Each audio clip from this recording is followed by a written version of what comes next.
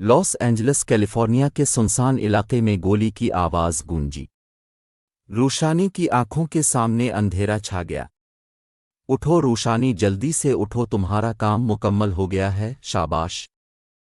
काया ने रूशानी के चेहरे पर पानी डालते हुए कहा। रूशानी के चेहरे पर पानी पड़ते ही इसने आंखें खोली तो उसके सामने मार्क जमीन पर पड़ा हुआ था, जिसके बाजू पर गोली लगी थी और हादी ने मार्क को रस्सियों से बांधा हुआ था। हाँ, क्या हो गया काम? रूशानी ने जल्दी से उठी और खुद के कपड़ों से मिट्टी झाड़ते हुए मार्क की तरफ बढ़ी, जो हादी की बांधी हुई रस्सियों से खुद को छुड़ाने की कोशिश कर रहा था। ओ बेचारे मेरे आशिक, देखो क्या हाल हो गया है न तुम्हारा मेरी मोहब्बत में। सच ही कहते हैं कि मोहब्बत इंसान को बर्बाद कर देती है, और आज मैंने अपनी आंखों से देख भी लिया। बात खत्म करते हुए रूशानी के चेहरे पर तंजिया मुस्कुराहट उगी। मार्क, जो रूशानी को टिकटिकी बांधे देख रहा था, कुछ भी नहीं बोल सका। इतनी देर में हादी और उसके बंदों ने मार्क को उठाया और गाड़ी में डाल दिया। जहां पहले से शीजा बेहोश पड़ी थी, एक कमरे की लाइट आइन होते ही मार्क की बंद आंखें खोल दी। दरवाजे के खोलने की आवाज आई। मार्क ने अपने झुके हुए सर को उठाकर सामने देखा और गुस्से से सुर्ख पड़ने लगा। गुस्से की इतनी शिद्दत थी वो खुद को मजबूत रस्सियों से छुड़ाते हुए किसी शेर की तरह धड़ा। रेलिक्स, मेरे भाई, इतना जोर क्यों लगा रहे हो जिसका कोई फायदा नहीं? अब तुम्हें यहां से कोई नहीं निकाल सकता। वो कहते हैं ना कि सांप को जितना मर्जी दूध पिलाओ वो डसता जरूर है, मगर अफसोस तुम अपने ही जाल में फंस गए, और वो भी मोहब्बत का जाल। छी छी छी, माफिया का बेताज बादशाह आज भीगी बली बना हुआ है। काया ने अपनी पिस्टल को मार्क की टांग पर रखते हुए जोर दिया। काया की बात खत्म होते ही मार्क तंजिया हंस पड़ा। तुमने भी सुना है न काया के शेर की एक दिन की जिंदगी गीडर की 100 साला जिंदगी से बेहतर है। तो अब समझ जाओ कि इस वक्त तुम क्या हो। मार्क ने अपनी गुस्से से भरी खूनी आंखों से काया के करीब चेहरा लाते हुए कहा। मार्क की बात पर काया गुस्से से दांत पीसते हुए पिस्टल को, जो मार्क की टांग पर थी, गोली चला दी। गोली लगते ही मार्क की टांग से खून बहने शुरू हो गया। तुम बकवास बहुत करते हो, दिल तो करता है कि तुम्हारी जबान ही काट दूं, पर मैं ऐसा नहीं कर सकता क्योंकि तुम इसी जबान से ही तो मुझसे जिंदगी की भीख मांगोगे।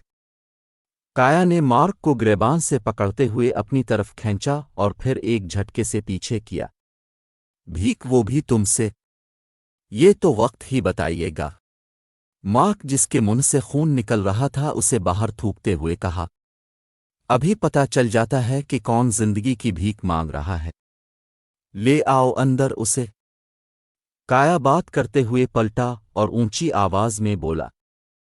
काया की बात पर मार्क की नजरें दरवाजे पर गी, जिसका दरवाजा खोलते ही नीम बेहोशी की हालत में शीजा, हादी और रूशानी की गिरफ्त में थी। मार्क की नज़र शीजा पर पड़ी, जो आंखों में आंसू भरे मार्क की तरफ देख रही थी। रूशानी, जिसने शीजा को बाजू से दबोचा हुआ था, मार्क की तरफ देखा, लेकिन मार्क की नज़रें शीजा पर थी और हादी का वो हाथ जो शीजा के बालों पर था, जैसे इसने खींचकर ऊपर किया हुआ था। कमीने, हाथ ना लगा उसे, नहीं तो मैं तेरी हड्डियां तोड़ दूंगा। मार्क गुस्से से गिरा। रूशानी ने फिर मार्क की तरफ देखा, जो उसे मुसलसल नज़रअंदाज कर रहा था, और साथ ही हादी की तरफ देखा, जो शीजा की आंखों से बहते आंसू को देख रहा था। मार्क ने शीजा से नजरें हटाते हुए रूशानी की तरफ देखा, जो गेम सिम खड़ी थी। ये तुम्हें क्या हो गया है रूशानी? तुम गलतियां करती थीं, लेकिन मुझे ये बल्कि नहीं पाता था कि तुम इतनी बड़ी गलती कर जाओगी। तुम्हें गलत और सही की पहचान नहीं है, ये कभी मैं सोच भी नहीं सकता था। तुमने ऐसा क्यों किया? बोलो रूशानी, चुप क्यों हो? बोल क्यों नहीं रही? बोलो कुछ, मेरी तरफ देखो। रूशानी, मार्क चीखते हुए रूशानी को कह रहा था, जो बेड पर लेटी हुई थी। मार्क की आवाज़ सुनते ही वो अपने इस ख्वाब से वापस उगी जिसको वो देखना नहीं चाहती थी। मार्क, जो रूशानी को कंधों से पकड़ते हुए होश में लाने की कोशिश कर रहा था, रूशानी की खोली आंखें देखकर वही रोक गया। तुम होश में उगी? मार्क की आंखें खुशी से चमक गई। मार्क, तुम ठीक हो? रूशानी घबराहट से फौरन उठ बैठी, अपने दोनों हाथ मार्क के सीने पर रखते हुए और फिर चेहरे पर रखते हुए घबराहट से बोली, हाँ मैं ठीक हूँ रूशानी, मैं ठीक हूँ, मुझे कुछ नहीं हुआ, खुद को संभालो। मार्क ने रूशानी के दोनों हाथों को अपने हाथों की गिरफ्त में लिया। लेकिन वो काया, हादी और वो लड़की, वो सब किया था। रूशानी को कुछ समझ नहीं आ रहा था कि गोली की आवाज के बाद क्या हुआ था। जो वो देख रही थी वो सच था या अब जो हो रहा है वो ख्वाब है। इससे पहले कि मार्क कुछ कहता, हादी हाथ में ट्रे पकड़े रूशानी के लिए सूप ले आया। हादी, तुम? रूशानी ने हैरत से हादी की तरफ देखा। ज्यादा जोर ना डालो अपने नाजुक दिमाग पर, कहीं फिर बेहोश ना हो जाना। एक तो तुम्हारे काम अजीब हैं और ऊपर से गलत टाइम पर बेहोश हो जाती हो। हादी ये कहते हुए सूप का प्याला लिए आगे को बढ़ा। हादी के हाथ से मार्क ने सूप का प्याला पकड़ते हुए हंस पड़ा। तो क्या वो ख्वाब था जो अभी मैंने? रूशानी बात करते हुए सर खुजलाने लगी। जी मोहतरमा, वो ख्वाब था, अब मुंह खोलो और ये सूप पियो। मार्क ने बात करते हुए सूप का चम्मच रूशानी के होंठों के पास ले गया। लेकिन वहां हुआ क्या था? और वो लड़की कौन थी जिसको मैंने ख्वाब में देखा? रूशानी की इस बात पर हादी ने मार्क की तरफ देखा, जो खामोशी इख्तियार किए हुआ था। कौन सी लड़की रूशानी? कैसी बातें कर रही हो? एक तो तुमने बगैर सोचे समझे नाफे पर यकीन कर लिया और अब पता नहीं कौन सी लड़की की बात कर रही हो। हादी के जवाब में रूशानी कुछ नहीं बोल सकी, क्योंकि उसे अपनी गलती का एहसास था। वो नहीं चाहती थी कि बात को मजीद बढ़ाए।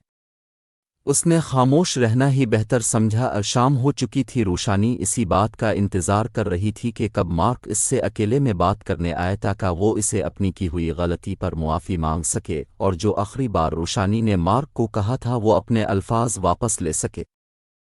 यही सोचते हुए रूशानी बेड से उठी और खिड़की के पास जाकर खड़ी हो गई। रूशानी ने जैसे खिड़की का दरवाज़ा खोला, सामने सड़क के पार बने हुए पार्क में मार्क को किसी लड़की के साथ बैठा देखा।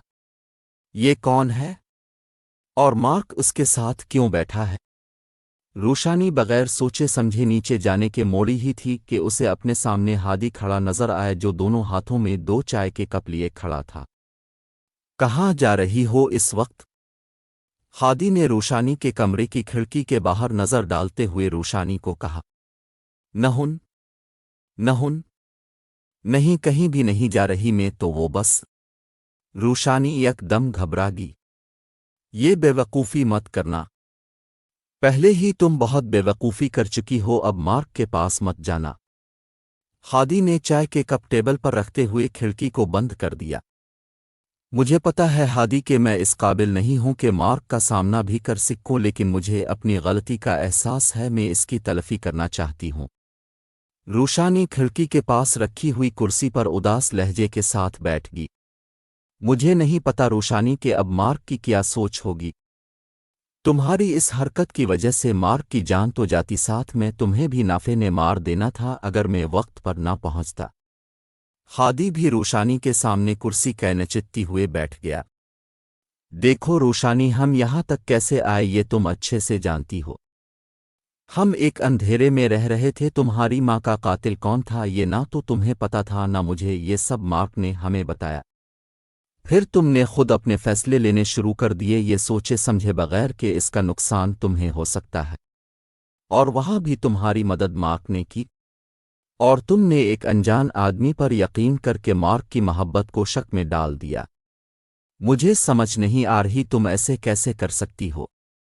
जहाँ रही मेरी बात में कुछ जानता था मार्क के बारे में, इसलिए तुम्हें मार्क से दूर रखना चाहता था, लेकिन मेरे सारे सवालों का जवाब मिल गया है मुझे, और मार्क की हालत देखकर अब मुझे इस पर तरस आता है।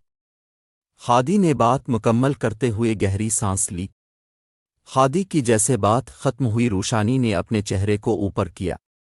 मैं सब का अजाला करना चाहती हूँ हादी, और मुझे नहीं पता कि तुम किन सवालों की बात कर रहे हो, लेकिन तुम इस बात से تو مطمئن ہو کہ اب تمہارے دماغ میں سب کلیئر ہو چکا ہے، لیکن میرے وہ تمام خدشات اور سوال جن کا جواب مجھے ابھی تک نہیں ملا، میں کیا کروں؟ بتاؤ مجھے۔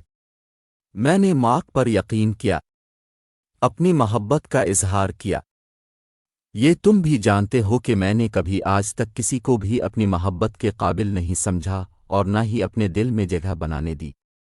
مارک ہی وہ واحد انسان تھا جو میرے دل تک پہنچا، لیکن اس کی ہر حرکت مجھے شک میں ڈال دیتی تھی۔ شک؟ روشانی ابھی بات ہی کر رہی تھی کہ ہادی نے اس کی بات کاٹ دی۔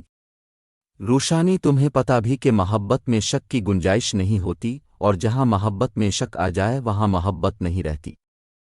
تم اس سے پوچھ سکتی تھی اگر وہ ٹال رہا تھا تو تم انتظار کرتی، کوئی نہ کوئی وجہ تو ہوگی تمہیں نہ بتانے کی۔ ہادی کی اس بات پر روشانی کے کانوں میں مارک کے وہ الفاظ گونجنے لگ گئے جب اس نے آخری بار ملاقات میں روشانی کو کہا تھا کہ وقت آنے پر وہ سب بتا دے گا۔